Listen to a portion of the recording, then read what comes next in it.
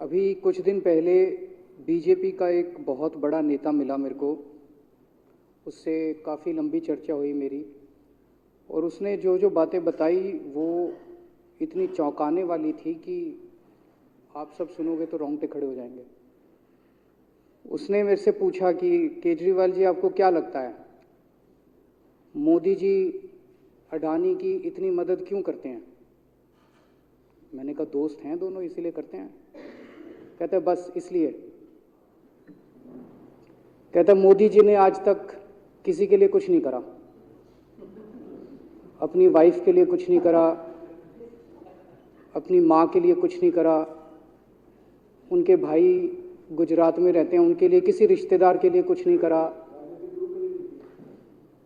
राजनीतिक गुरु के लिए कुछ नहीं किया। वो अपने दोस्त के लिए इतना कुछ करेंगे, ऐसा कैसे हो सकता है? दोस्त पे इतने मेहरबान क्यों हैं? ऐसी भी क्या दोस्ती है आज के ज़माने में? कौन कोई भाई के लिए कुछ नहीं करता, दोस्त के लिए कौन करता है? तो मैंने कहा फिर क्या मामला है?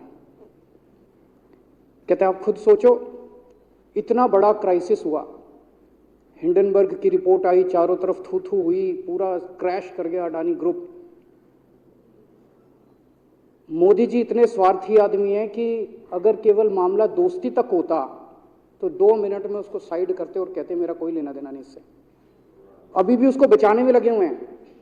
कभी एसबीआई को कह रहे हैं इसको पैसे दो, आज अखबार में आया पीएफ वालों को भी बोला इसको पैसे दो। सारी एजेंसी अभी भी उसको पूरी तरह से उसको बचाने में लगे हुए हैं। तो मैं भी अचंभे में रह गया कि मामला तो कुछ अलग ही है। क्यों ऐसा भी क्या दोस्त हो गया कि दोस्त डूब रहा है और फिर भी उसको पूरी तरह से इतना बड़ा पॉलिटिशियन है। पॉलिटिशियन के लिए तो परसेप्शन सबसे इंपॉर्टेंट होती है। कोई आसपास वाला अगर कहीं, वो तो आदमी कह देता है यार मेरे से मिलना बंद कर दियो कल से, वो उसको अभी भी बचाने में लगे हुए हैं। और उसने मेरे को बताया कि, मैंने कहा फिर मामला क्या है? तो कहता है जी अडानी तो केवल फ्रंट है, अडानी में सारा पैसा मोदी का लगा हुआ है। मैंने कहा ये कैसे हो सकता है? ये नहीं हो सकता। कहते हैं अडानी के अंदर सारा पैसा मोदी जी का लगा हुआ है, अडानी केवल फ्रंट है, अडानी तो केवल मोदी जी का पैसा मैनेज करता है, मैनेजर है। उसको 10%, 15%, 20% इतनी कमीशन मिलती है, बाकी सारा का सारा पैसा मोदी जी का लगा हुआ है। अगर कल को जांच हो गई, जेपीसी बैठ गई, ईडी की जांच हो गई, सीबीआई की जांच हो गई, तो अडानी नहीं डूबेगा, मोदी जी डूबेंगे। जिस दिन अडानी डूबा उस दिन मोदी जी डूबेंगे।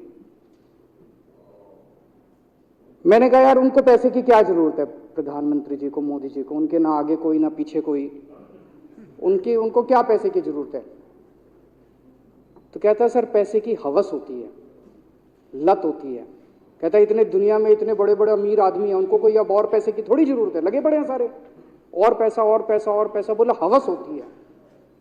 बोला जिस दिन अडानी दुनिया का सेकंड रिचेस्ट मैन बना था, अडानी दुनिया का सेकंड रिचेस्ट मैन नहीं बना था, मोदी जी दुनिया के सेकंड रिचेस्ट मैन बने थे। और अब मोदी जी का ख्वाब है, उनका सपना है कि वो दुनिया के रिचेस्ट मैन बनना चाहते हैं। प्रधानमंत्री तो बन गए, वो दुनिया के रिचेस्ट मैन बनना चाहते हैं। फिर उसने मेरे को एक एक करके, मैं बड़ा धीरे धीरे उसकी बातों पे, पहले तो मैं एकदम शॉक हो गया ये कह क्या रहा है कि अडानी के अंदर सारा पैसा मोदी जी का लगा है। फिर वे धीरे धीरे उसने एक एक करके बातें खोल के समझानी चालू की। कहता है मोदी जी श्रीलंका गए, श्रीलंका के राष्ट्रपति राजापाक्सा हैं। राजापाक्सा को मोदी जी ने जबरदस्ती करके वहां का विंड प्रोजेक्ट अडानी को दिलाया। क्यों दिलाया? मैं आप लोगों से पूछना चाहता हूं, आप में से कोई विदेश जाएगा तो वहां की किसी एजेंसी को जबरदस्ती करके अपने भाई को, रिश्तेदार को ठेका दिला के आओगे क्या? ऐसे कोई करता है क्या?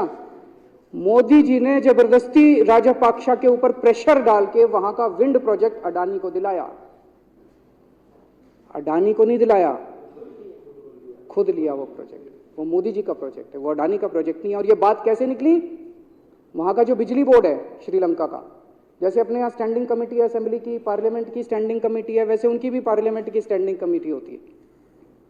तो वहां पे पार्लियामेंट की, श्रीलंका की पार्लियामेंट की स्टैंडिंग कमेटी ने जब उनके बिजली बोर्ड के चेयरमैन को बुलाया और बोले तूने ये प्रोजेक्ट अडानी को क्यों दिया, तो उसने कहा जी राजापाक्सा साहब ने मेरे को बुलाया था, उन्होंने कहा मोदी जी मेरे पे बहुत प्रेशर डाल रहे हैं कि ये प्रोजेक्ट अडानी को दो।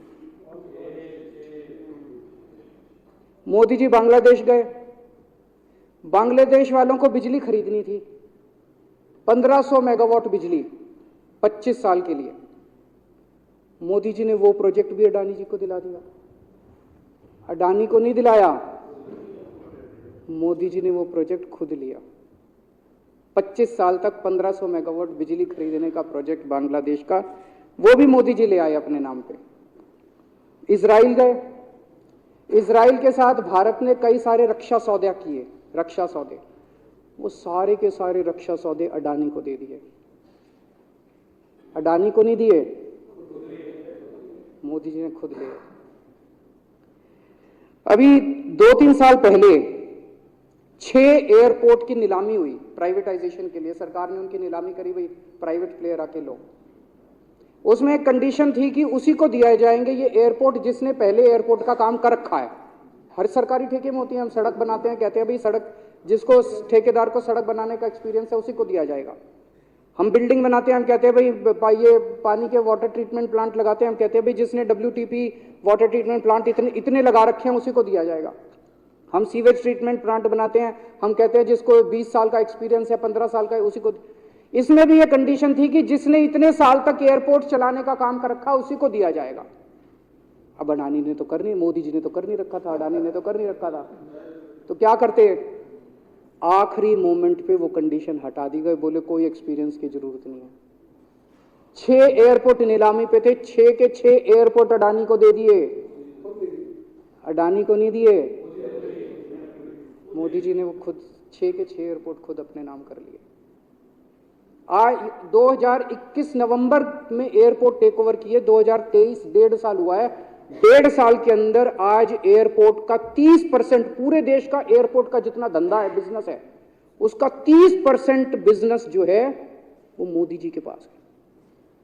30%, 1.5 साल के अंदर इतना बड़ा भारत देश, इतने एयरपोर्ट, 30% एयरपोर्ट का बिजनेस आज मोदी जी के पास है। एक और बड़ी इंटरेस्टिंग चीज हो रही है, ये ईडी और सीबीआई को इस्तेमाल करके बंदूक यहां रख के लोगों की फैक्ट्रियां छीनी जा रही हैं। मतलब 10 अक्टूबर 2018 को 10 अक्टूबर 2018 को कृष्णापट्टनम पोर्ट के ऊपर इनकम टैक्स की रेड हुई और 6 अप्रैल 2020 को 1.5 साल बाद वो पूरा एयरपोर्ट अडानी ने खरीद लिया। उसके यहां बंदूक रख के उसको कहा या तो दे दे और या जेल। तो वो अडानी ने नहीं खरीदा, वो मोदी जी के पास चला गया कृष्णापट्टनम एयरपोर्ट। 10 दिसंबर 2020 को एसीसी और अंबुजा सीमेंट पे रेड हुई और 2 साल बाद 16 अक्टूबर 2022 को दोनों सीमेंट प्लांट मोदी जी के पास चले गए।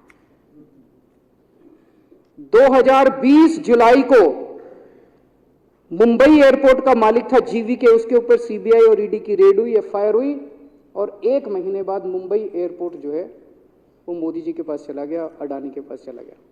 तो ईडी और सीबीआई पे रेड कराते हैं, उसको धमकाते हैं फैक्ट्री वाले को, कंपनी वाले को कि या तो जेल जा और या तेरी फैक्ट्री हमको दे दे।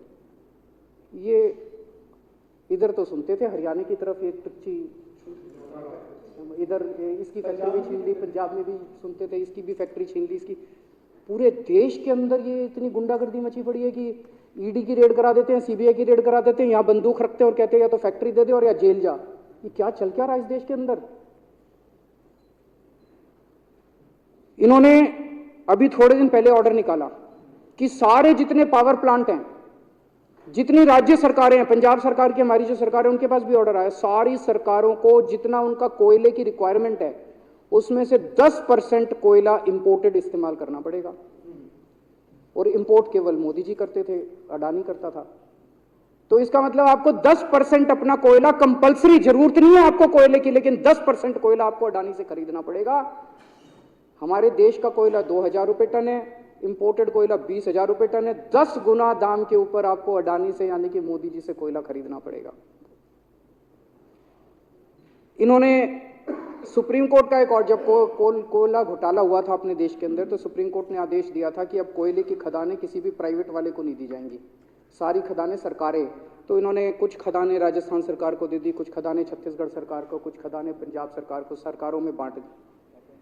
बाकी पूरे देश में केवल राज्य सरकारों के पास खदानें हैं। केवल अडानी के केस में उन्होंने एक्सेप्शन करके अडानी को कोयले की खदानें दे दी, और उसमें भी ऑर्डर कर दिया कि 4000 कैलोरी से कम वाला कोयला जो है उसको रिजेक्टेड माल माना जाएगा, जबकि वो सबसे अच्छा कोयला माना जाता है, और वो रिजेक्टेड माल इसको फ्री में मिलता है।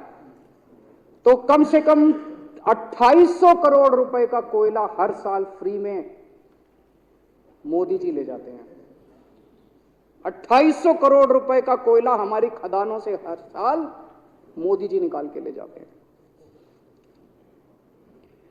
2014 में, अभी जो अतिशी जी ने कहा, 2014 में अडानी जी की यानी कि मोदी जी की जायदाद 50,000 करोड़ की थी।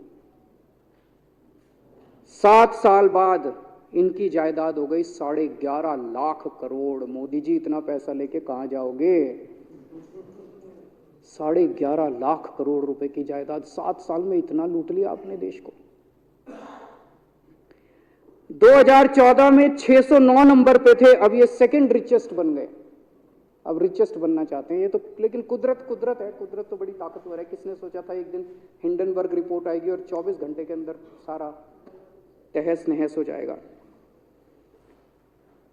1947 से लेके 2014 तक 67 साल में भारत देश ने, सारी सरकारें जितनी आई सबने मिलके 55 लाख करोड़ रुपए का कर्जा लिया था भारत सरकार ने। 2014 से 2022 7 साल के अंदर 85 लाख करोड़ रुपए का कर्जा ले लिया, दुगने से भी ज्यादा। जितना 67 साल में लिया था उतना 7 साल में ले लिया। ये पैसा गया कहां? ये पैसा गया कहां? ये सारा इनकी जेब में गया।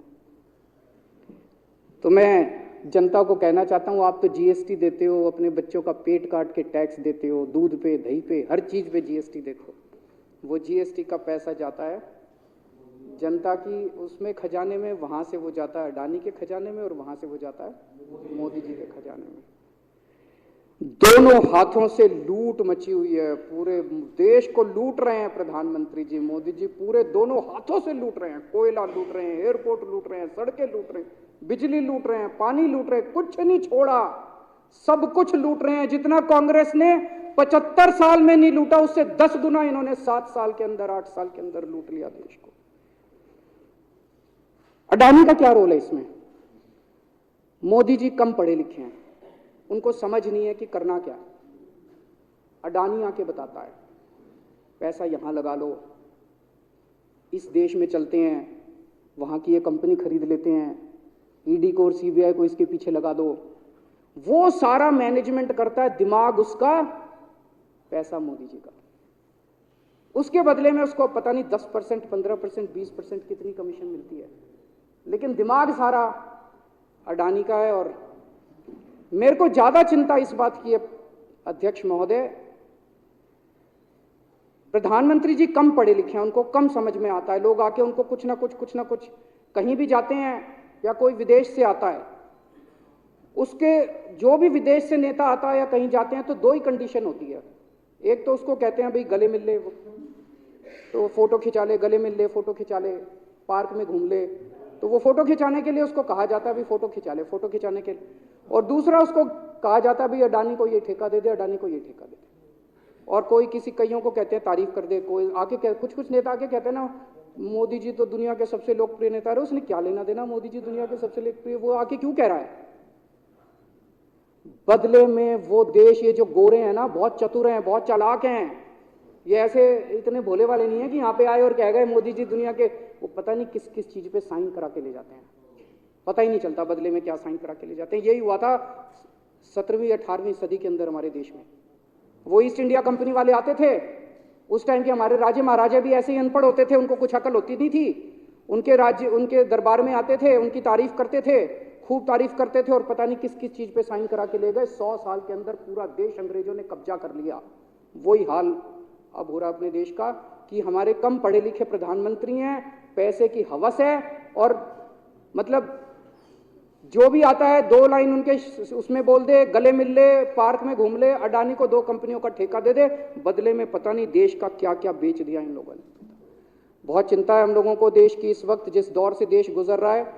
मुझे लगता है कि आज़ादी के बाद से सबसे भ्रष्ट प्रधानमंत्री अगर कोई हुए हैं जिन्होंने देश को इतना लूटा है, तो वो आज मौजूदा प्रधानमंत्री हैं। और उसके ऊपर कम पढ़े लिखे हैं, उनको कुछ पता नहीं, कोई कुछ भी उनसे साइन करा के ले जाता है, किसी को कुछ पता नहीं चलता। मैं संजीव झा के प्रस्ताव का समर्थन करता हूं।